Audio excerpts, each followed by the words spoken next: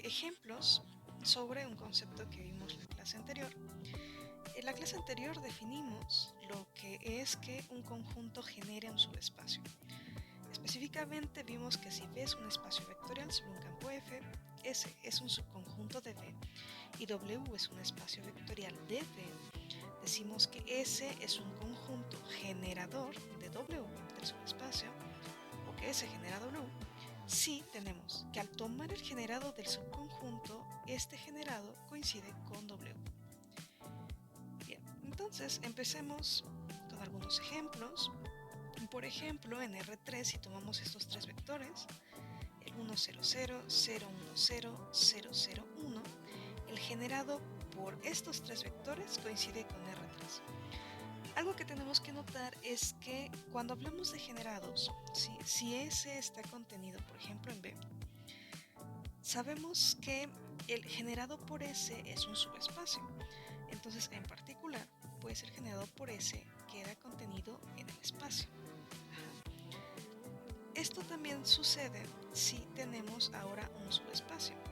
Si S está contenido, por ejemplo, en W y W es un subespacio, entonces el generado por S queda contenido en W como subespacio.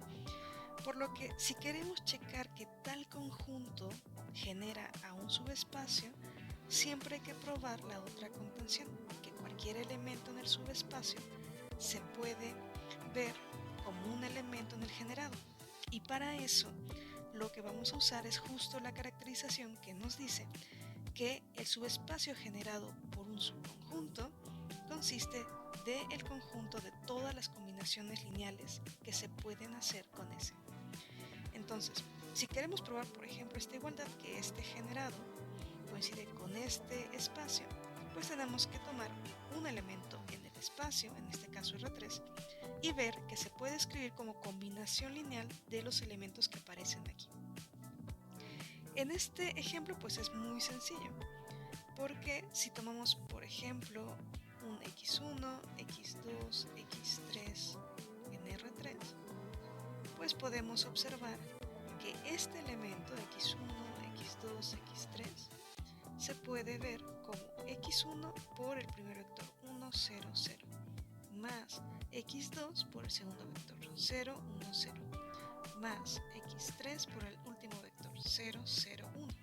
Entonces cualquier elemento que estamos tomando aquí arbitrario se puede escribir como tomar la primera entrada por este vector, la segunda entrada por este vector, la tercera entrada por este vector. Entonces cualquier elemento se está viendo como combinación lineal de estos tres vectores, entonces estaría en el generado por estos tres vectores.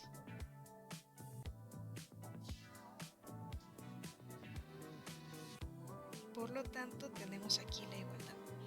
Y bueno, de manera análoga, ahora sí estamos trabajando sobre polinomios con coeficientes en el campo, ¿sí? Con una variable x. El conjunto que va desde 1, x cuadrada hasta xn genera al subespacio vectorial de polinomios con coeficientes en f de grado menor o igual a n, ¿sí? De manera muy similar a esta. Y bueno, entonces veamos un ejemplo donde un conjunto pues no genera. Por lo general, cuando queremos probar que tal conjunto no genera otro, lo que tenemos que intentar hacer es ver qué pasaría si sí lo genera, ¿sí? Si nosotros podemos llegar a que en efecto eso pasa, entonces pues ya resolvemos la pregunta, ¿no? De que genera o no. Pero si en algún momento llegamos a una contradicción, pues ya tendríamos la otra opción, que no genera. Entonces, por ejemplo, vamos a tomar este conjunto de matrices y vamos a pensar en matrices de 2×2 con entradas en R. Entonces, una matriz de 2×2 con entradas en los reales se ve de esta forma, por ejemplo, A, B, C, D. Entonces, esta matriz, ¿qué pasaría si estuviera en el generado por esto? ¿No? Entonces sería, por ejemplo, alfa por 1, 0, 0, 1 más beta por 0, 1, 0, 0 más gamma por 1, 1, 0, 1 más delta por 1, 1, 1, 1 más epsilon por 0, 1, 1, 0.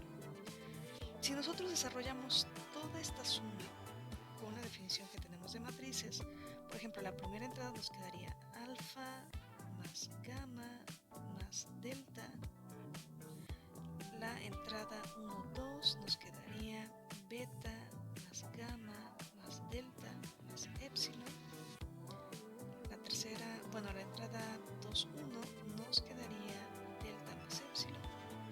Y la entrada 2, 2 nos quedaría alfa más gamma más delta. Entonces, para que estas dos matrices sean iguales, pues entrada a entrada tienen que ser iguales. Y algo que podemos notar es justo que en esta descripción, en esta segunda matriz, esta entrada necesariamente sería la misma que esta. Entonces, el generado por estas 5 matrices van a ser matrices que tienen esta forma, con la peculiaridad de que esta entrada, la 1, 1, va a coincidir con la entrada 2, 2. Entonces, realmente el generado tiene esa limitante. Van a ser matrices que tienen estas dos entradas iguales. Entonces no vamos a poder tomar una matriz arbitraria y poder escribirla como combinación de ellas, porque si tomamos una matriz donde A sea distinto de D, pues no vamos a poder escribirla como combinación. ¿Sí? Entonces esta es una justificación de que el generado por estas matrices, por este conjunto, no va a coincidir o va a ser distinto a todas las matrices de 2x2. Muy bien. Ahora vamos a ver un nuevo concepto que se llama independencia lineal. Para eso vamos a tomar lo siguiente. Vamos a tomar un espacio vectorial sobre un campo F y S un subconjunto de B. Entonces decimos que S es un conjunto linealmente independiente si toda combinación lineal de elementos en S con escalares en el campo que me dé igual a 0, necesariamente debe pasar que todos los escalares sean 0. Y vamos a decir que un conjunto es linealmente dependiente si no pasa lo de arriba, ¿sí? Si no es linealmente independiente. ¿Y cuál sería la negación de esta definición? Que existe un número finito de vectores en S y escalares, no todo 0, tales que esa combinación me da el vector 0. Okay. Entonces vamos a ver esta definición con algunos ejemplos. Por ejemplo, consideremos S como este conjunto, el que tiene el vector 1, 0, 0, 0, 1, 0, 0, 0, 1, 1, 1, 1. ¿Sí? Esto en R3. Este conjunto no es linealmente independiente, ¿sí? Porque es posible encontrar una combinación lineal de ellos que me dé el vector 0 con algún escalar distinto de 0. ¿Sí? Por ejemplo, si tomamos 1 por 1, 0, 0, más 1 por el vector 0, 1, 0, más el escalar 1 por el vector 0, 0, 1, más, aquí podemos poner menos 1 como escalar por el vector 1, 1, 1. ¿Sí? Si nosotros hacemos las cuentas, por ejemplo, la primera entrada me quedaría aquí 1, aquí no aparece, y aquí me quedaría menos 1. Pero la primera entrada me queda 0. Y de manera análoga, la segunda entrada va a ser 0 y la tercera va a ser 0.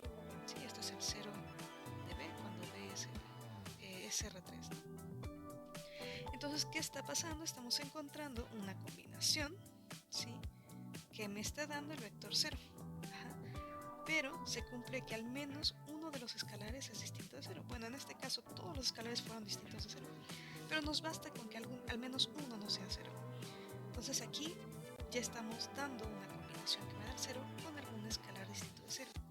Por lo tanto, nuestro conjunto sería linealmente dependiente. Bien, esto por ejemplo no pasa con el segundo ejemplo que aparece aquí, ¿sí? Por lo general, cuando queremos probar que algo es linealmente independiente o queremos saber si lo es o no, lo que hacemos es tomamos una combinación que nos dé el 0 vector arbitraria y jugamos con los escalares para ver qué tendríamos que pedirle a los escalares. Si la única forma de que nos dé el vector 0 es que los escalares sean 0, entonces vamos a probar así que es linealmente independiente. Si al momento de jugar con los escalares nos sale la posibilidad de que alguno no sea 0, entonces va a ser linealmente dependiente. Entonces, por ejemplo, supongamos que nos dan este conjunto y nosotros queremos saber si es linealmente independiente o no. Entonces, ¿qué hacemos? Tomamos una combinación arbitraria, digamos alfa 1, 0, 0, más beta 0, 1, 0, una combinación de ellos que me dé el vector 0, que en este caso sería 0, 0, 0. Si nosotros desarrollamos la parte de aquí, nos quedaría alfa, la primera entrada, aquí no hay, bueno, aquí sería 0, la primera entrada de este vector. Después aquí me darías la segunda entrada 0, pero aquí la entrada sería beta. Y la última me da 0. Entonces aquí tendría 0, 0, 0. Y bien, para que estos dos vectores sean iguales, pues esta primera entrada es igual a la primera entrada, la segunda entrada a la segunda, la tercera a la tercera. Entonces con esto que obtendríamos que alfa necesariamente tiene que ser 0 y que beta también tiene que ser 0.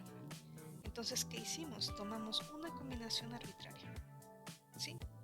Que me diera el vector 0. Y necesariamente pasó que los escalares tienen que ser 0. No hay otra forma. Por lo tanto, ya podemos concluir que, en efecto, este conjunto S es linealmente independiente en R3. Bien, ¿y de qué va a depender la independencia lineal o no?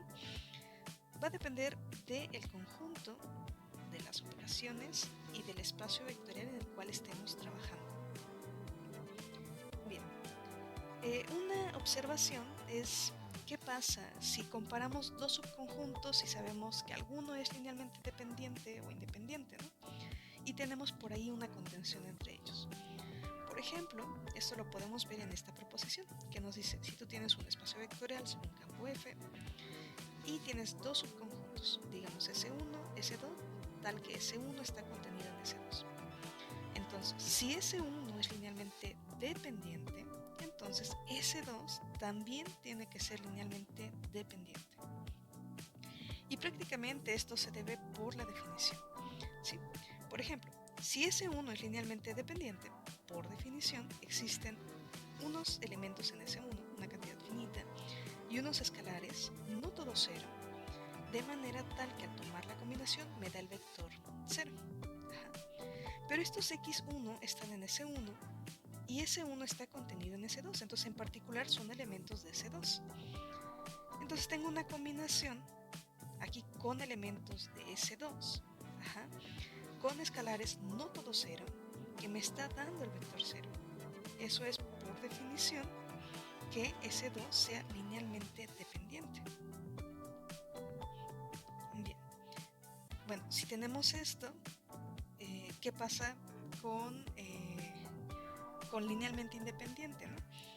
Bueno, de este resultado podemos dar otro, ¿sí? Que es el siguiente, que nos dice, si tú tienes un espacio vectorial sobre un campo F, tienes dos subconjuntos S1 contenido en S2, si S2 ahora es linealmente independiente, entonces S1 también tiene que ser linealmente independiente.